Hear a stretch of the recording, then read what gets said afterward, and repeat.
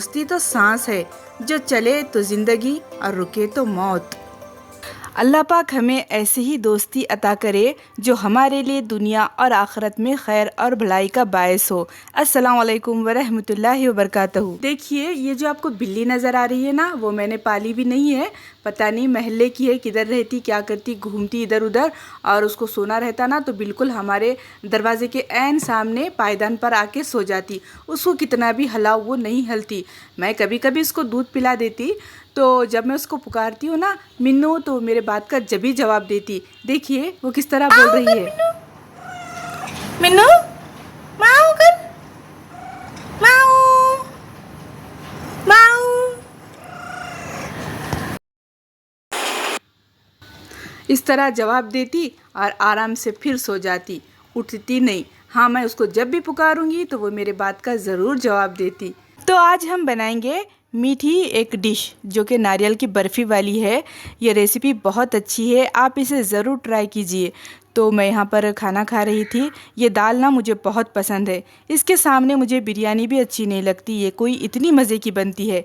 ये किस तरह बनती है मैंने पीछे वीडियो में इसकी रेसिपी डाली हूँ, तो आप इसे ज़रूर बनाइए एक दफ़ा। अच्छा, तो मैं नारियल की बर्फ़ी के लिए ये 2 नारियल लाई थी। 2 नारियल एक फैमिली के लिए काफ़ी हो जाते बर्फ़ी के लिए। तो मैं यहाँ पर अपने बेटे को सिखा रही थी इसको निकालने का तरीक़ा कि नारियल अलहदा करो, पहले इसका नारियल का पानी निकालो। तो बच्चे को छोटे छोटे ये चीज़ें सिखाना बहुत ज़रूरी होता है ताकि उनको आदत हो। आज हाफ डे था उसको, तो वो मेरे हाथ आ गया, तो मैं उसे ये काम लगाई थी। बच्चों को अपने साथ छोटे छोटे कामों में लगाए रखना चाहिए ताकि उनको भी काम की आदत हो, और बताना चाहिए कि हमारे नबी करीम भी अपने घर में अपने ख़वातीन की कामों में मदद करते थे। बस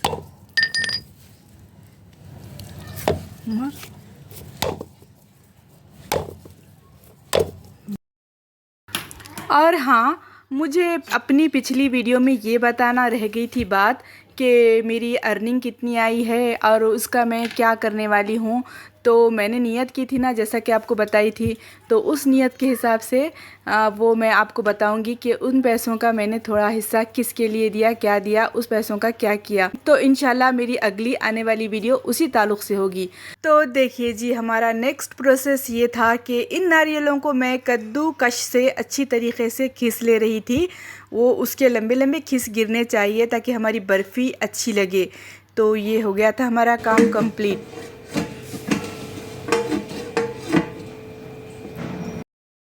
नमाज का टाइम हो गया था, इसलिए मैं उसे ढककर रख दी। और पहले नमाज तो तस्बीह, कुरान, नमाज हमारे ज़िंदगी का एक बहुत अहम हिस्सा होना चाहिए कि उसके बग़ैर हमें क़रार आनी ही नहीं चाहिए। ये है तो सब कुछ है, अगर ये चीज़ें नहीं है ज़िंदगी में तो फिर कुछ भी नहीं है। तो हम स्टार्टिंग में बात कर रहे थे सहेलियों की कि ज़िंदगी में एक अच्छी सहेली का होना बहुत ज़रूरी है। अल्हम्दुलिल्लाह मेरी एक नहीं बहुत सारी सहेलियां हैं जो मेरे दिल के बहुत क़रीब हैं, और है ना उनका मेरी ज़िंदगी में एक मुक़ाम है। ऐसा है ना कि जो बातें हम हमारे माँ बाप को नहीं कह सकते, जो हमारे भाई बहन को नहीं कह सकते, वो हमारी एक अच्छी सहेली को हम बआसानी कह सकते हैं। और सहेलियाँ भी ऐसी हो जो मुखलिस हो, जो हमें अच्छा मशवरा दे और हमें अल्लाह और रसूल से जोड़े रखें, तो उन्हीं को अपना दोस्त बनाए और अपना हमराज बनाए। अब इन नारियलों को मैं 2 चमचे घी डालकर फुल 2 चमचे अच्छी तरीके से ब्राउन होने तक भून ली। और एक पैन में दूसरे शक्कर ली हूँ, जितना कि हमारा नारियल था उतनी शक्कर, और शक्कर डूबे उतना पानी डालकर उसे चाशनी बनने के लिए रख दें। चाशनी 2 तारी बननी चाहिए ताकि हमारी बर्फ़ी अच्छी तरीके से सेट हो सके। और मीठे में इलायची डलती है तो इलायची पाउडर डालिए। और एक परात को घी लगा कर रखें ताकि जो हम बैटर बना रहे हैं बर्फ़ी का वो उसको चिपके ना। जब चाशनी 2 तारी बनकर तैयार हो जाए तो उसमें फ़ौरन भुना हुआ खोपरा मिक्स कर लीजिए, जो हमने भून कर रखा था घी में, उसको चाशनी में मिलाइए, अच्छी तरीके से मिक्स कीजिए। ये अच्छी तरीके से मिक्स हो गया था तो उसे मैं एक वो घी जो लगा कर रखे थे हम उसमें पलट दी, मगर वो हो गया था थोड़ा बड़ा। तो फिर मैं उसको उसमें से निकाल कर एक छोटी प्लेट में निकाली ताकि उसका घी उसमें अंदर जज्ब हो सके, वरना घी एक तरफ हो गया था और वो जो हमारा बर्फ़ी थी एक तरफ हो गई थी।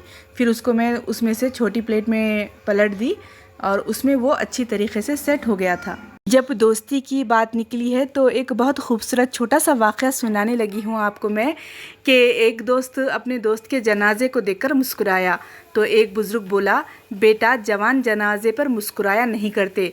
लड़के ने आँखों को साफ़ किया और बोला, क्या बताऊँ बाबा, दिल तो खून के आंसू रो रहा है, लेकिन दोस्त से वादा किया था जब भी मिलेंगे मुस्कुराते हुए मिलेंगे, और उसने भी कहा था जब मैं मर जाऊँ मुस्कुराते हुए आना, क्योंकि उस वक्त तुम्हारे आंसू पोंछने के लिए मेरे हाथ नहीं होंगे। तो इतना प्यारा छोटा सा वाक़या था, मुझे बहुत पसंद आया, तो मैं सोची इसके साथ आपको सुनाती चलूँ। अल्हम्दुलिल्लाह हमारी रेसिपी बनकर तैयार हो गई, जो कि बहुत अच्छी बनी थी। इसे आप ज़रूर ट्राई कीजिए। वीडियो बहुत लंबा हो गया, फिर मिलते हैं।